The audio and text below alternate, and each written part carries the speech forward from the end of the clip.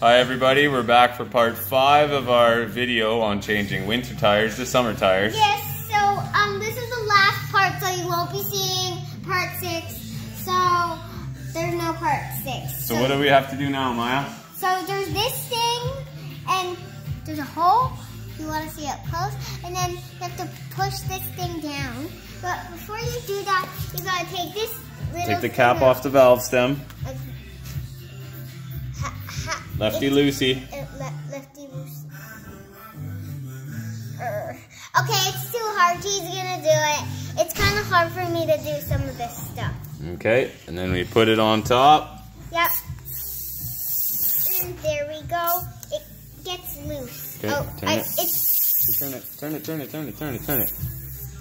Okay, now we pull the trigger, pump her up until it gets to 40 pounds. Look at this. It has to go. We want 40 pounds pressure.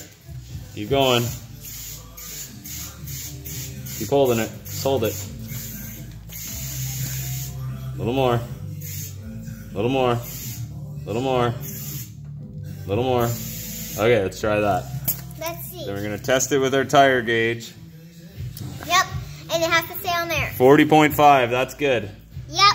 So we're going to leave it with that, and then we put our little valve cap back on. Can you show them it? There's the valve cap. Right here, I'll show you. I'll point to Putting it back on, and we tighten it up righty-tighty. And lefty-loosey. And then we put our stuff away, and that's how you change the tires from winter tires to summer tires. And that's the end. And now we're going to watch all our videos. Goodbye. Bye-bye.